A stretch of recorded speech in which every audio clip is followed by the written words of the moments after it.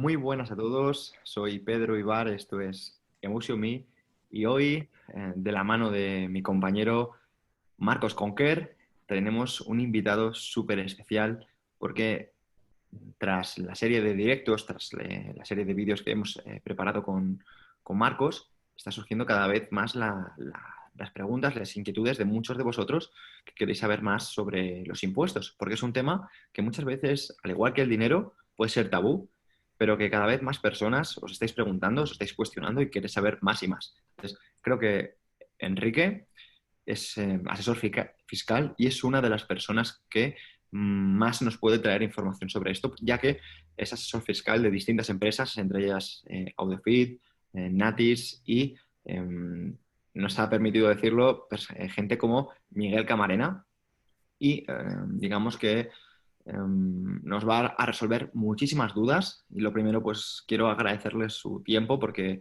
sabemos que es una persona muy ocupada y ha decidido pues estar hoy con todos vosotros para ayudaros. Pues muchísimas gracias, Pedro. La verdad que es un placer estar aquí contigo y con mi amigo Marcos. La verdad que bueno, es una oportunidad y bueno, yo pues me gustaría poder ilustrar, ya no tanto a vosotros, pero sí a la gente que nos escucha, con respecto a todo este mundo un poco tabú, como tú decías, ¿no? El tema de los impuestos y bueno, pues también quizás quitar muchos mitos que pueda haber sobre la mesa y bueno, pues ver qué son los impuestos, qué representan, si en España estamos muy grabados o poco, ver un poco lo que está pasando en países fuera y pues bueno, utilizarlo un poquito como referencia, ¿no? Intentaremos dar una vuelta a todo, hablar un poquito de generalidades y bueno, pues poder ayudar a la gente a entender un poquito más este mundo, ¿no? Yo decirte, Pedro, que muchísimas gracias por la oportunidad. Creo que es un referente. Los impuestos es un tema de máxima actualidad porque se plantea subirlo muy recientemente y porque al final cualquier persona que nos esté escuchando, que tenga un proyecto y que quiera lanzarlo en el futuro, va a tener que aprender qué es el IRPF, qué es el IVA, cómo pagar lo mínimo dentro de cada uno de ellos. Entonces, Quique creo que es la persona para ello. Así que estad atentos.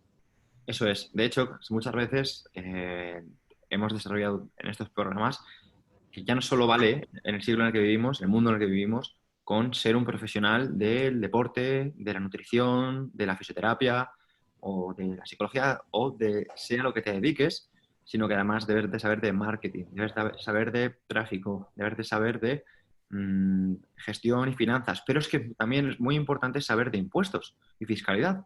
Entonces considero que si tenemos la oportunidad de resolver unas cuantas dudas que a nivel personal pues todavía me presentan, y sobre todo, ya no solo las dudas, sino muchos mitos, porque parece ser como que cuando se suben los impuestos se hacen porque al final, como los ricos tienen mucho, pues son los primeros que deben de pagar impuestos. Pero antes de ponernos a resolver ese tipo de dudas, me gustaría que de una manera objetiva, Enrique, porfa, dijeras qué son los impuestos.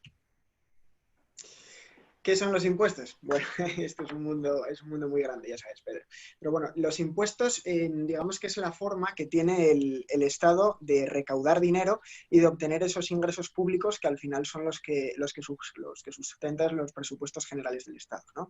Entonces, bueno, al final lo que tiene que intentar el Estado es recaudar lo máximo posible con la idea de que el déficit público, es decir, la diferencia entre los ingresos estatales y los gastos estatales, pues sea el menor posible, ¿no? Sabemos todos que bueno, estar en superávit público es prácticamente imposible y bueno, pues la idea es intentar reducir el déficit lo máximo posible incrementando ese ingreso público a través de los impuestos, que al final es un porcentaje muy alto, junto con las cotizaciones de la Seguridad Social, para intentar, pues bueno, también aquilatando el gasto público, reducir lo máximo el déficit y emitir la menor deuda pública posible, ¿no? Al final es la idea de todo Estado y es como yo entiendo que funciona, ¿no? Entonces, bueno, pues aquí todos los españoles, en este caso, tenemos que ser contribuyentes, ¿no? Que al final es de lo que se trata. Entonces, bueno, ser contribuyentes implica serlo también de una forma diligente. Es decir, pues bueno, yo como asesor fiscal estoy completamente en contra del fraude. De hecho, algún cliente que he tenido en el despacho que me ha dicho, oye, Quique, yo esto quiero hacerlo así, yo quiero evadir impuestos y tal, yo siempre digo que no, digo, oye, mira, yo no soy la persona indicada para hacerlo y pienso que a través de las economías de opción, que luego hablaremos de ello, pues se puede optimizar al 100% esa factura fiscal y pagarle a Hacienda lo que hay que pagarle, ni más ni menos. Entonces, de eso se trata un poco la idea y al final pues el contribuyente tiene que ser consciente de ello y sobre todo pues tener a su derecha, como digo yo, pues un asesor fiscal que le ayude a optimizar esa factura tributaria. Perfecto. Aquí, como decía Quique, los impuestos deben ser suficientes para poder hacer frente a los gastos que se plantea el Estado. Actualmente vivimos en un estado de bienestar que consume en torno al 42% del PIB, de la riqueza nacional que se produce año a año. Y como curiosidad, mucha gente dice los impuestos tienen que existir para financiar la sanidad pública. Y, por ejemplo, esto es un gran mito porque la sanidad pública ocupa el 8% del presupuesto total. Te encuentras con partidas como ocio, religión, que son 12.000 millones de euros al año. Te encuentras como partidas como subvenciones a empresas por valor de 20.000 millones. Para que la gente se haga una idea, 20.000 millones es casi todo lo que se recauda de todas las empresas en España en impuestos sociales. O sea, es bastante dinero. Sí, sí. Entonces te das cuenta que existen partidas ahí fuera.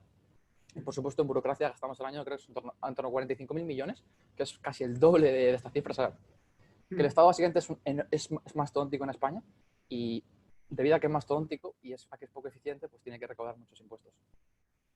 Efectivamente, claro, el gasto público es muy elevado y evidentemente pues lo que hablaba antes, ¿no? O sea, el hecho de intentar reducir el déficit lo máximo posible es fundamental y además hay que tener en cuenta, Marcos, como bien dices, que ya no solo es la capacidad que tiene de recaudar el Estado a través de los ingresos públicos, sino también de aquilatar esas partidas de gastos que desde mi punto de vista hay muchas que se pueden reducir y de esa forma poder reducir ese déficit y emitir menos deuda. Entonces, al final es un poco macroeconómicamente ese pequeño problema que tenemos. Entonces, bueno, las cosas están así, pero bueno, evidentemente hay que intentar aquilatar los gastos. No solo intentar incrementar el ingreso público a través del incremento de impuestos, que también desde mi punto de vista es un craso error. Muchas veces se habla de que en España se pagan pocos impuestos, ¿no? Porque se nos compara con países como Francia, Dinamarca, Suecia. Yo te quería hacer una pregunta y es, ¿en España pagamos muchos impuestos?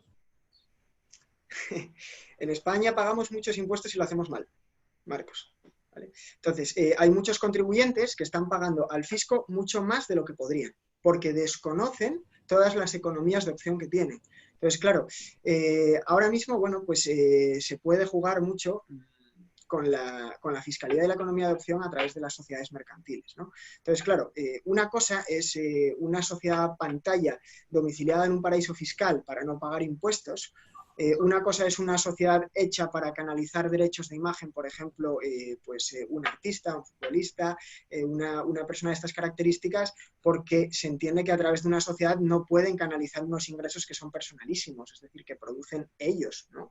Entonces, claro, muchas veces pues estos deportistas, lo que vimos en la televisión, ¿no? de estos grandes fenómenos del fútbol, que se han ido muchos de España precisamente por las multas que han tenido de Hacienda, y viene a raíz de esto, de utilizar estas sociedades donde metían, bueno, pues a su madre, a su padre, a cualquier familiar, y la agencia tributaria entendía y dice, oiga, ¿usted cómo puede estar haciendo esto y canalizando al 25% y tributando al 25% ingresos que usted obtiene como persona física y que son atribuibles a sí mismo, y además en el sentido de que esto tendría que ir imputado al IRPF? Entonces, claro, están intentando pagar el 25% cuando deberían tributar por el 48%. Entonces, bueno, esto es un ejemplo de lo que no hay que hacer.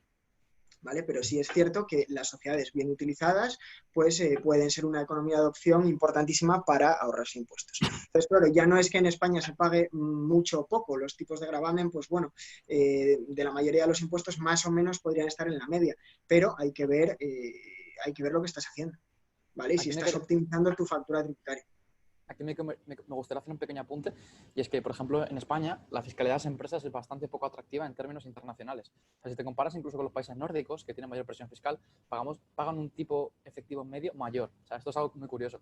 Y luego, por ejemplo, en el tema de IRPF, estamos un pelín por debajo en algunos tramos, pero la diferencia recaudatoria en España respecto a Dinamarca, Suecia, es simplemente que hay más gente en IRPF que gana más dinero, y como la gente de media es más rica y gana más dinero, paga tramos superiores de IRPF.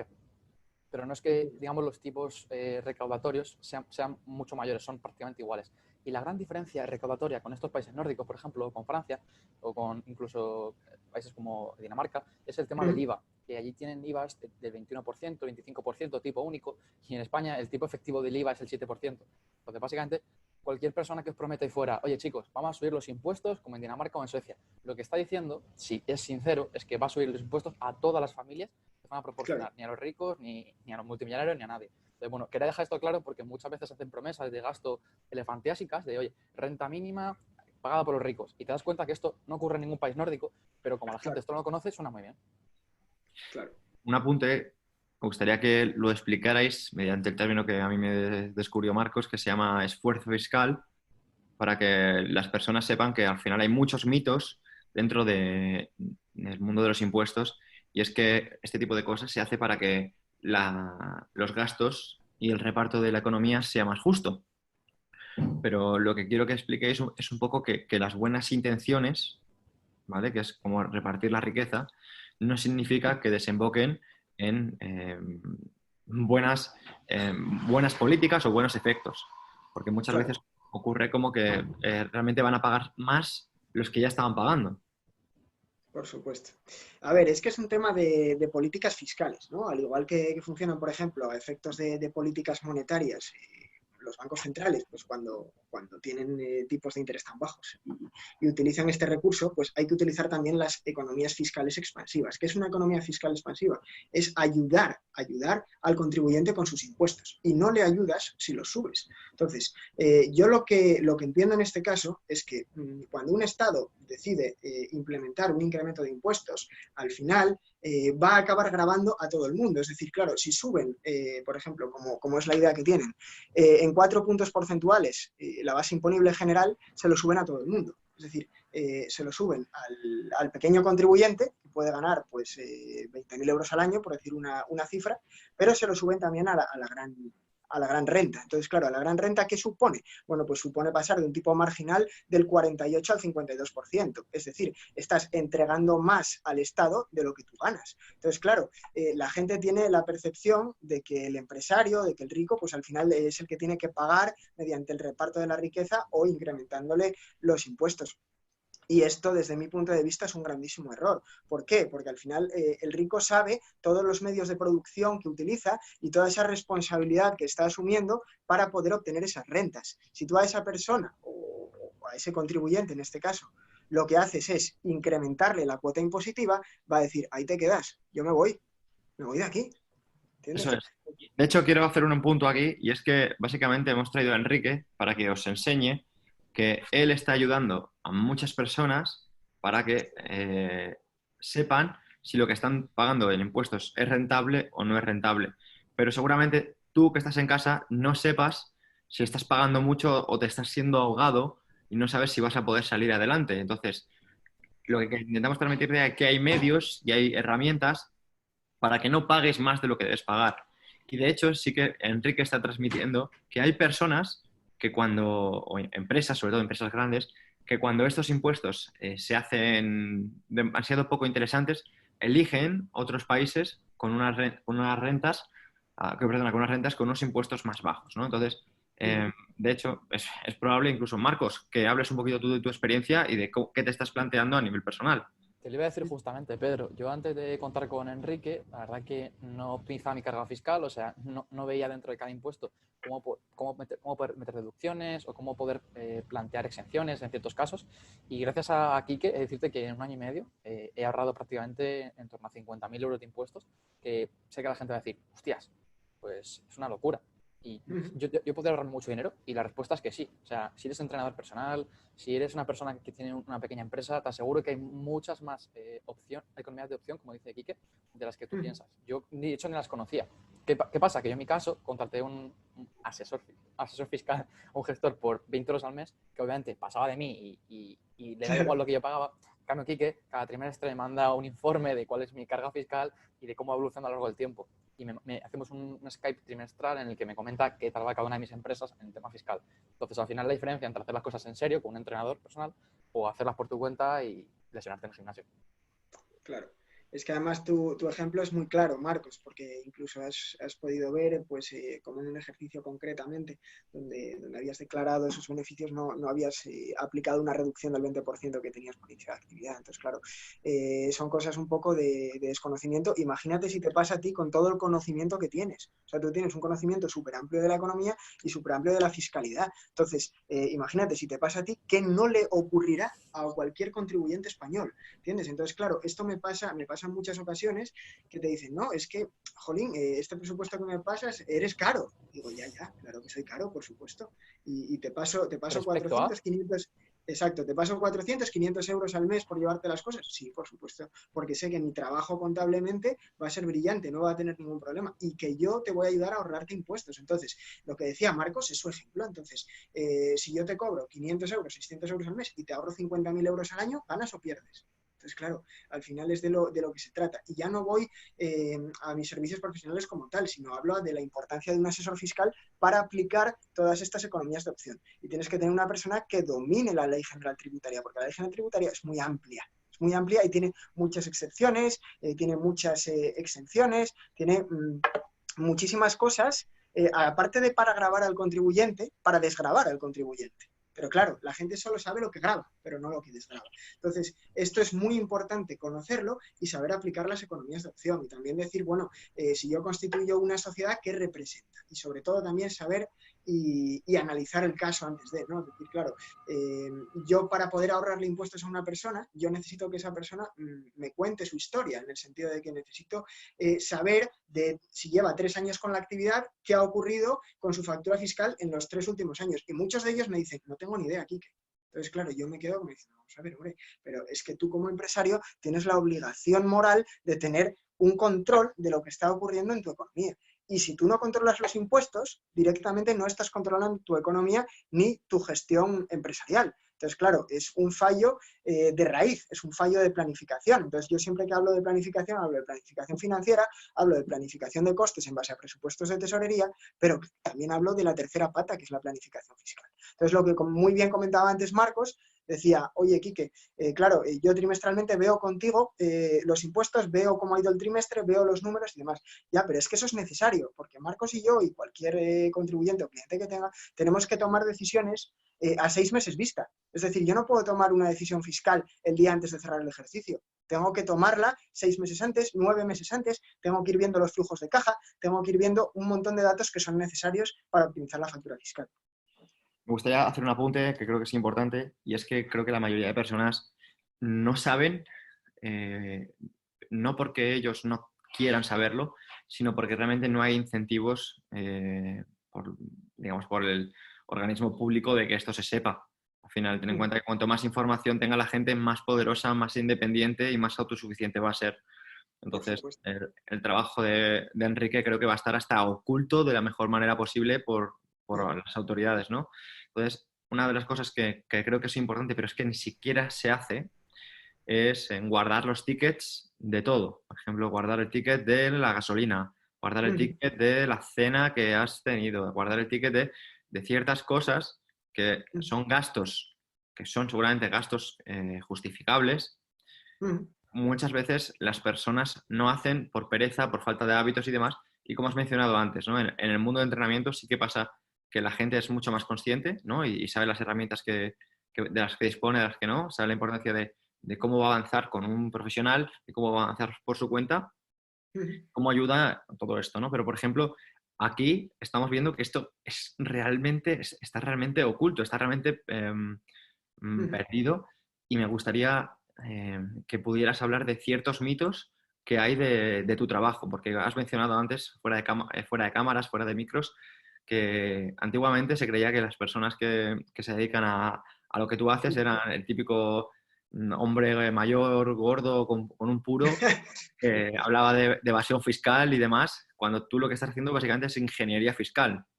Efectivamente, efectivamente. Como muy bien lo estás diciendo, Pedro, yo pues cuando salí de la universidad, yo tengo la carrera de administración de empresas y tengo la de marketing, tengo el doble grado. Cuando acabé, yo me di cuenta de que para asesorar a un cliente no tenía suficiente. Entonces, claro, yo iba a reuniones, iba a tal, y digo, bueno, pues yo es que creo que no estoy ayudando a este cliente lo suficiente. Entonces, ¿qué hice? Bueno, pues me hice un curso de un año de impuestos. Entonces, ahí vi realmente todo lo que implicaba el sistema fiscal español y cómo yo podía ayudar a esa gente. Entonces, lo que tú bien dices, Pedro, ¿qué puedo esperar de la Pero, ¿se ha quedado pillado? Perdona, que me estaban llamando justo. Vale. ¿Qué idea puede tener la gente al respecto? Entonces, claro, si una persona que sale de la universidad y es economista no tiene el conocimiento suficiente para hacer frente a, digamos, al conocimiento fiscal, ¿qué puede saber un contribuyente de a pie? Y sobre todo también otra cosa, lo que tú decías, claro, el típico asesor de toda la vida, ¿no? Que tiene pues más de 50 años y cree que se las sabe todas porque le ha tocado ir a muchísimas inspecciones de Hacienda, pues esa persona es muy probable que esté desactualizada. Entonces, la norma fiscal es una norma que cambia, pues, como digo yo, cada 5 minutos. Entonces, claro, si tienes esos cambios, si cada día te sacan o cada año te sacan en el IRPF unas deducciones distintas o unas exenciones distintas, o el impuesto de sociedades cada vez te da pues más deducciones o menos, todo eso lo tienes que controlar y tienes que estar totalmente actualizado en este sentido. Y claro, yo entiendo pues que ese asesor de toda la vida que te diga, no, mira, esto lo haces así porque yo lo hice con fulanito y haces una sociedad aquí y luego sacas por aquí y tal. No, o sea, no, porque eso en la mayor parte de los casos es fraude, y lo que hay que utilizar son las economías de opción y lo que tú bien decías antes, las ingenierías fiscales. ¿Por qué? Porque la ley te grava, pero como decía antes, la ley también te desgrava. Entonces, si tú la conoces, si tú sabes aplicar todos esos incentivos fiscales, es muy probable que te ahorres muchos impuestos. Entonces, bueno, ya no es desmitificar o deshonrar la figura del asesor de toda la vida, pero en este sentido yo entiendo que hay que estar en constante actualización y estar estudiando todo el día. Perfecto. A mí me gustaría añadir 2 beneficios de tener un asesor fiscal.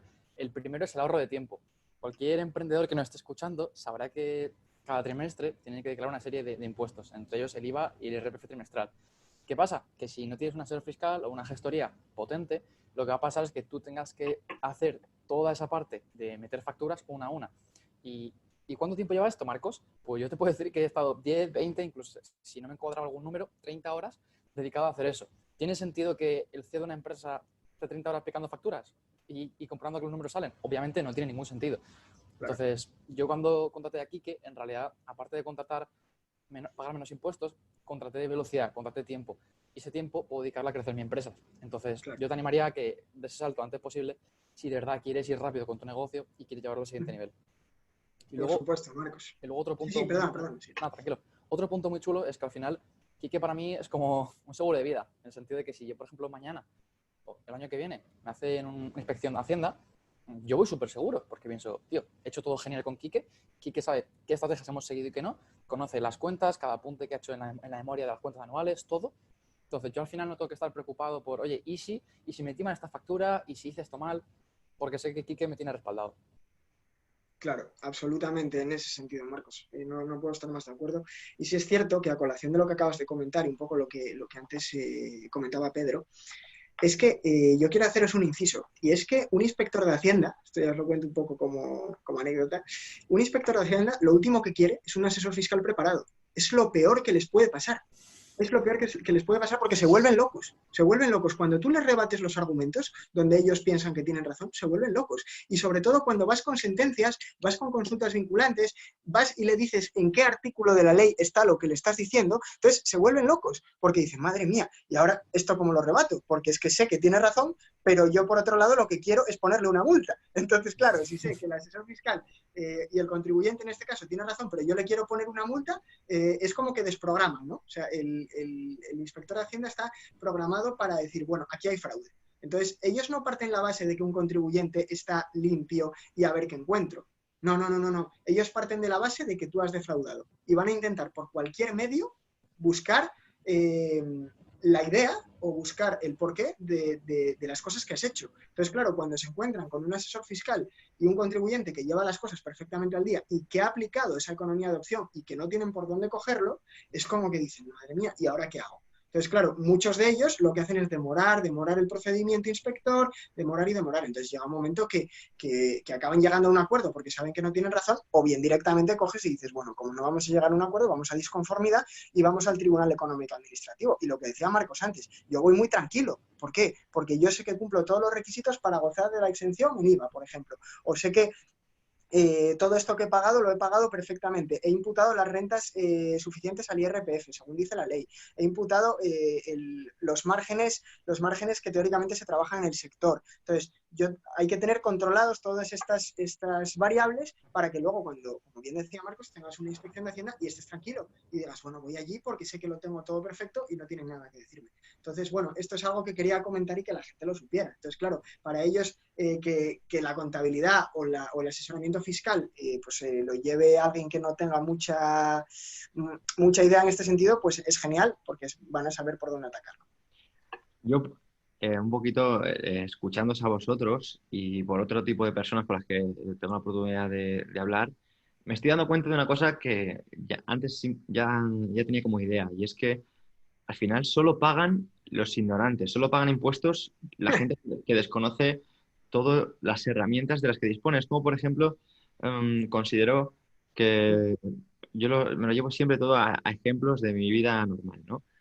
Es como por ejemplo ser un flaco de gimnasio que ves, cómo hay gente en el gimnasio que está mucho más fuerte que tú, levanta mucho más fuerte que tú, tiene mejor físico que tú, y tú dices, seguro que toman esteroides. Y seguramente, poniendo el ejemplo de lo que es pagar menos impuestos o evadir impuestos.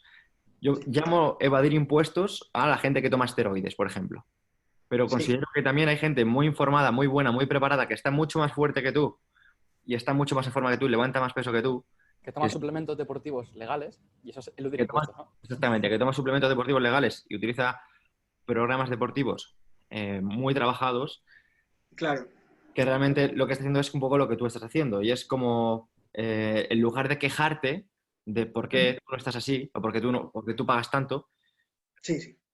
infórmate bien, aprende. Y bueno, me gustaría, Enrique, por favor, si pudieras dar consejos a las personas que se estén iniciando y que tú ahora mismo digas, uff, que estén escuchando y digan, jope, porque habrá personas que después de esto contactarán contigo y dirán, ostras, es que a mí ahora mismo Enrique me hace falta porque yo estoy pagando X y no me compensa, ¿no?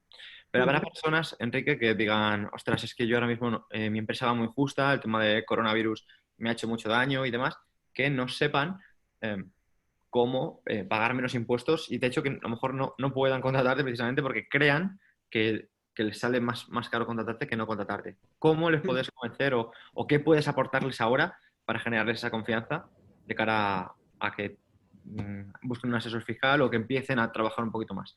Vale. Bueno, sobre las dos cosas que me comentaste, quiero hacer un inciso sobre lo que antes comentabas muy bien, del tema de que al final a quien más se grava es al más ignorante.